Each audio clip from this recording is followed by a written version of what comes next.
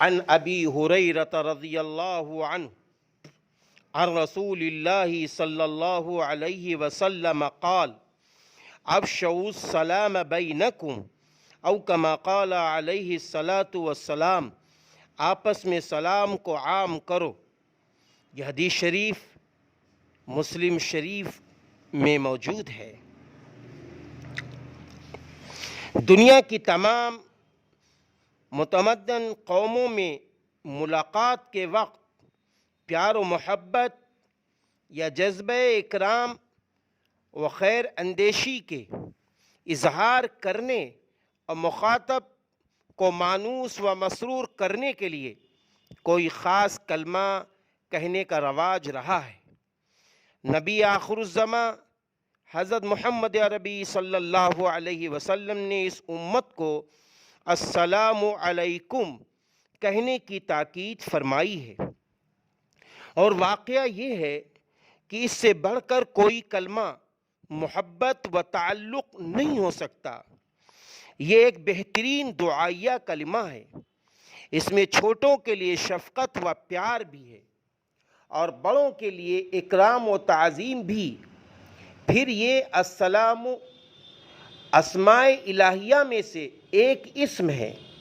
اللہ تبارک و تعالی نے انبیاء کرام علیہم السلام کے لیے بھی اس کا استعمال فرمایا ہے، اور اس میں عنایت اور پیار و محبت کا رس بھرا ہوا ہے۔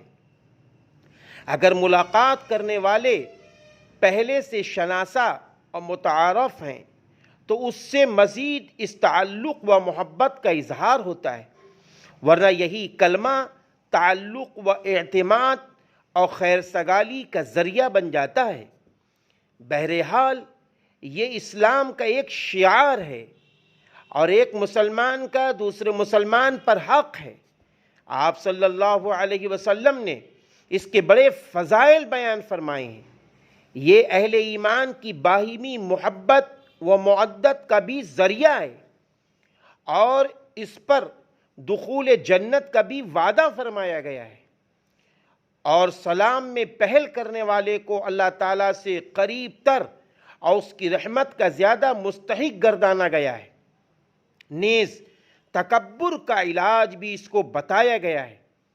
آپ صلی اللہ علیہ وسلم نے یہ بھی فرمایا السلام علیکم کہنے والے کے لیے 10 نیکیاں ہیں، اور جو وہ رحمت اللہ کا اضافہ کرے اس کے لیے 20، اور جو وہ برکاتو بھی کہے اس کے لیے 30 نیکیاں لکھی جاتی ہیں۔ اس کے احکام میں سے یہ بھی ہے کہ جب آڑ ہو جائے اور دوبارہ ملاقات ہو تو پھر سلام کرے۔ اگر تنہا فرد ہو تو وہ جماعت کو سلام کرے۔